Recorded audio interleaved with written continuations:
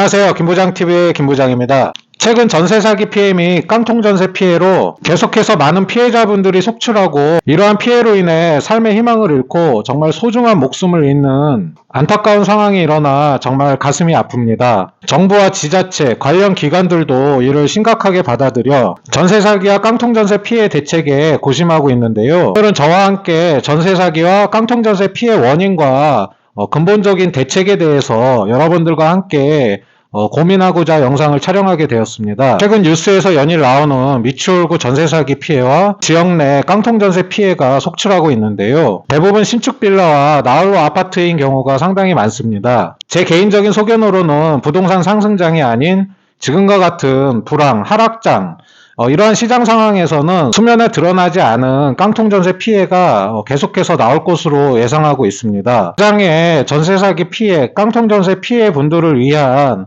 회복을 위한 대책과 앞으로의 피해 방지를 위한 근본적인 대책이 필요할 거라 생각됩니다. 오늘 제가 말씀드리는 거는 지극히 제 개인적인 소견일 뿐입니다. 여러분들 참고하시고요. 공유할 부분이 있으시면 댓글로 여러분들의 의견도 많은 부탁드리겠습니다. 먼저 신축 빌라 전세 사기가 어떻게 이루어지는지 한번 알아보겠습니다. 이에 앞서서 빌라라든지 아파트라든지 일반적인 건축물, 주택이 건축되는 과정을 먼저 이해하셔야 되는데요. 사업 주체로서 시행, 시공, 신탁사가 있습니다. 먼저 시행사는 건축주이면서 땅 주인으로 보시면 되시고, 시공사는 말 그대로 건설회사, 시공 능력이 있는 건설회사로 보시면 되십니다. 신탁사는 이러한 사업에 관한 모든 자금 관리를 하는 기관으로서 시행에서 PF 자금을 일으키도록 하는 보증기관과 같습니다. 대부분 건축주, 시행사가 사업을 하는 데 있어서 토지 가격과 미래 사업성을 바탕으로 건설사와 신탁사가 붙게 되어 은행에서 PF 자금도 일으키게 됩니다. 이렇게 사업을 시행하기 위해서 빌리게 된 은행 자금과 건축 비용 등은 일반적인 분양을 통해서 모두 갖게 되고 나름 이제 수익을 남기게 되는 구조입니다. 그렇기 때문에 분양이 매우 잘 되면 시행사, 시공사, 은행도 모두 수익을 내는 구조인데요. 반면에 분양률이 저조하고 분양이 잘 안 된다면 그대로 빚을 떠안게 되거나 자금난을 겪게 됩니다. 바로 여기서 대부분의 신축 빌라, 전세 사기의 경우 전세 물건이 상당히 귀한 시장 상황과 매매 가격이 막 상승하는 부동산 상승 시장을 이용하여서 기존 분양 가격보다 높게 책정이 되거나 거의 가까운 수준의 전세 가격을 책정을 해서 전세를 먼저 선임대를 놓게 됩니다. 적정한 시세대로만 전세를 놓으면 문제될 건 없습니다. 다만 말씀드린 이러한 시장 상황을 악용을 해서 조직적으로 전세를 놓게 되는데요. 건축주와 중간은행 브로커, 또 명의 대여자, 이러한 모든 조직적으로 체계를 갖춘 다음에 임차인을 구하고 정해진 분양가보다 높게 전세 계약을 체결하게 됩니다. 당연히 이러한 경우 건축주 입장에서는 분양한 것보다 더 높은 전세 가격을 받기 때문에 자금을 당연히 회수하고 또한 수익을 남기게 됩니다. 그러고 나서 선임대를 하고 바로 이제 분양을 하게 되는데요. 소유권 이전을 하게 되는데 여기에서 이제 조직적으로 사기를 치게 됩니다. 신불자라든지 채무 상환 능력이 없는 젊은 학생들이라든지 청년들, 급전이 필요한 이러한 상황을 이용해서 높은 수수료를 주고 소유권 이전 등기를 하게 합니다. 그들은 내 돈 하나 들이지 않고 오히려 또 수수료로 높은 리베이트를 받기 때문에 거기에 당연히 응하게 됩니다. 건축비용 다 뽑고 수익을 낸 건축업자는 이제 나 몰라라 하는 상태로 가는 거고요. 당연히 이제 채무 상환 능력이 없는 명의 대여자, 소유권 이전 등기를 한 이제 새로운 임대인은 나중에 연락이 두절이 되거나 보증금 상환을 할 수 없는 상황에 이르게 됩니다. 이렇게 조직적으로 이루어지는 경우는 엄연한 전세 사기인 경우이고요. 한 경우는 분양가보다 높게 책정이 돼 있거나 거의 분양 가격과 비슷한 경우에 이제 갭 투기가 일어나게 됩니다. 지금 이제 전세 사기 피해라든지 깡통전세 피해가 어떻게 보면은 그 전에 이제 갑작스러운 상승장에 있어서 갭 투기꾼들이 몰려들어서 지금 이제 이러한 결과 사기 피해가 깡통전세 피해가 지금 일어나고 있는 건데요. 분양가보다 높게 책정이 되어 있기 때문에 취등록 비용도 들지 않고 내 돈 하나 들이지 않고 오히려 또 돈을 받는 경우도 있습니다. 그러한 식으로 소유권 이전 등기, 갭 투기가 성행을 하게 되는데요. 앞서 말씀드린 경우는 완전 조직적으로 짜고서는 전세 사기를 한 경우이고 지금의 경우는 이제 갭 투자 명목, 어떻게 보면 갭 투기입니다. 갭 투자 명목으로 투기를 했을 때 부동산 가격이 계속 상승을 하거나 전세 가격도 상승하면 보증금 반환하는데 문제가 없습니다.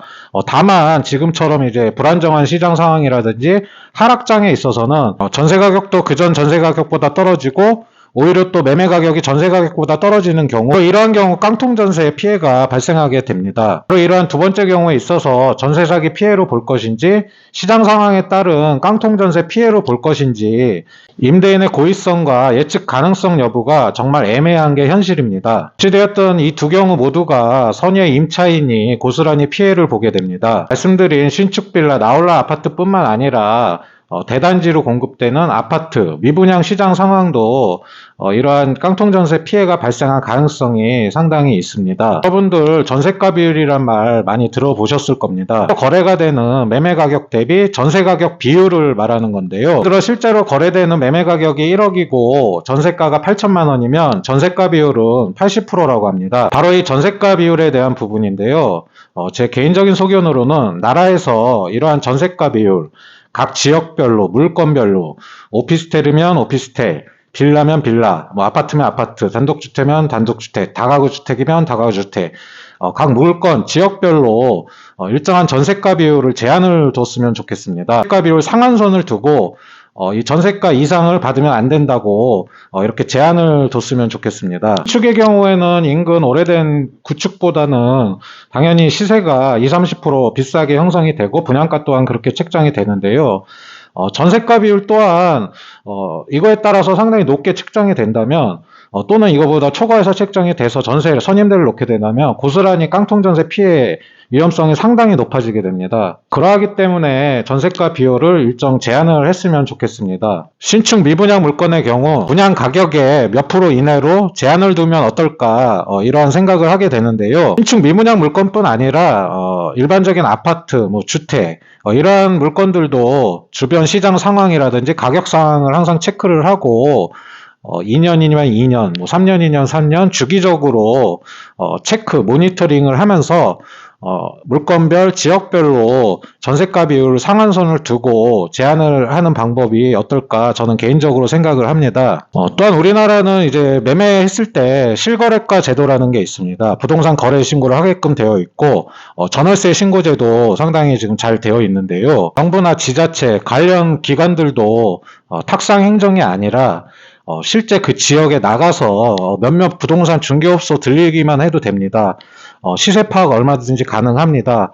또한 이러한 공시된 실거래가라든지 전월세 신고라든지 이러한 가격을 바탕으로 어느 정도 평균치를 내서 전세가 비율을 정하면 어떨까 이러한 생각을 하게 됩니다.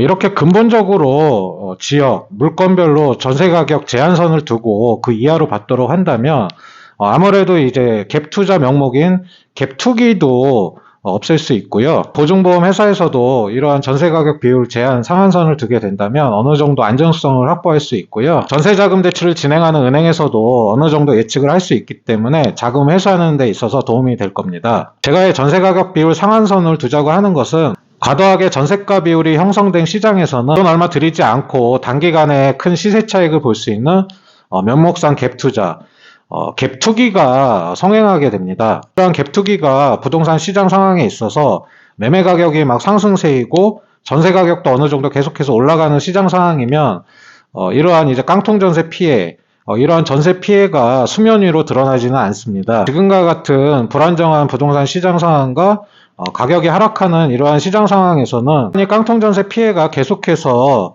되풀이 될 것으로 보입니다. 신규 아파트 공급에 있어서도 사실 이 신규 아파트 공급은 정말로 이제 실입주할 필요로 하는 사람들에게 기회가 많이 가야 됩니다. 하지만 우리나라 현실은 이제 투기꾼들 계약금 10%만 내고 피 붙여서 이제 팔 생각 또는 나중에 이제 매매대금 자체는 없는데 나중에 이제 그걸 전세로 돌려서 매매를 치르고 나중에 이제 시세 차익을 바라보는 이러한 갭 투기를 억제하는 데도 어느 정도 효과가 있지 않을까 생각을 하게 됩니다. 어느 누구나 양질의 주거 환경에서 살 권리는 있습니다. 정말로 집을 필요로 하는 실거주, 실수요자 위주의 아파트 신축 공급이 되었으면 좋겠습니다. 제가 말씀드린 거는 이제 대략적으로 이렇게 했으면 좋을 것 같다는 개인적인 생각이고요. 2년, 2년, 4년이면 4년 주기적으로 이제 정부라든지 지자체, 관련 단체에서, 관련 기관에서 각 지역마다 부동산 시장 상황, 가격 상황과 물건별, 오피스텔이면 오피스텔, 빌라면 빌라, 주택이면 주택, 아파트면 아파트별로 가격이 다 다르기 때문에 그것 또한 이제 꼼꼼히 검토를 하고 실거래가 신고된 게 있고 또 전월세 신고된 가격이 있습니다. 모든 것을 종합적으로 검토를 해서 어느 정도 평균치를 구해서 전세가 비율 상한선을 두었으면 좋겠습니다. 적으로도 물건 렌트 가격이 매매 가격보다 비싸는 것은 일반적인 이치에 맞지 않습니다. 그러한 전세가 비율을 상한선을 두고 전세 가격이 이제 안정화가 된다면 여러분들 모두 다 그 혜택을 누릴 수 있고 보장을 받을 수가 있습니다. 예를 들어 지금 살고 있는 집이 재건축, 재개발이 돼서 이주 수요가 발생을 해서 일정 기간 다른 데에 전세로 머물 수도 있는 것이고, 아파트 분양을 받았는데 입주 시기가 달라서 당분간 또 전세로 사는 경우도 있고, 어느 누구에게나 다 해당되는 상황인 것입니다. 이와 더불어 전세보증금 반환 보증보험 제도를 주택임대사업자에게만 의무화할 것이 아니라 모든 전월세 계약, 초선 변제 금액 범위 바뀐 경우에는 보증보험 보험을 다 가입할 수 있도록 의무화했으면 좋겠습니다. 법률적으로도 경매시 이제 우선 변제 순위 또한 좀 제정이 필요한데요. 경매시 임차인 보증금 우선순위를 국세, 지방세, 나라 세금보다 우선적으로 배당받을 수 있도록 법 제정이 시급하다 생각이 듭니다. 물론 대한민국 국민으로서 납세 의무도 있지만 국민으로서 주거 안정의 권리를 누릴 수 있는 기본권이라 생각이 됩니다. 공익적으로도 납세 의무보다 주거 안정 권리가 더 공익적으로도 맞다, 저는 개인적으로 생각이 됩니다. 참고적으로 2023년 주택임대차 보호법 개정안 바뀌는 부분, 현재 올 4월 1일부로 국세, 지방세 등 임대인의 세금 체납 사항을 이제는 임대인 동의 없이 확인 가능하게 되었습니다. 최우선 변제 금액 범위와 최우선 변제 금액도 상향이 되었는데요. 그중에 제가 다 정리해서 따로 또 영상 제작해 올려드리겠습니다. 뉴스에도 나오지만 현재 전세 사기 피해자분들, 깡통전세 피해자분들을 위해서 정부에서 국회에서도 우선 매수 청구권이라든지 공적 기관, 공공기관에서 이제 사들여서 장기간 이제 임대할 수 있도록 이러한 방안들도 지금 마련하려고 노력하고 있는데요. 오늘 제가 드린 말씀은 제 개인적으로 근본적인 대책이 될 수 있지 않을까 생각이 돼서 영상을 제작하게 되었습니다. 여러분들께서 더 좋은 이제 대책이 있거나 뭐 예방책이 있으신 분들은 댓글로 댓글 달아주셔서 많은 분들과 공유될 수 있도록 도움을 주셨으면 좋겠습니다. 오늘은 여기까지고요. 전세 사기 피해 보신 분들, 깡통 전세 피해 보신 분들 힘내시고 빠른 회복하시기를 진심으로 기원하겠습니다. 정부에서도 최대한 빠르게 일상으로 회복할 수 있도록 빠른 대책 꼼꼼히 검토해서 빨리 시행하기를 진심으로 기원하겠습니다. 오늘 하루도 여러분들 모두 수고하셨고요. 항상 우리 다 같이 할 수 있다! 할 수 있다! 할 수 있다!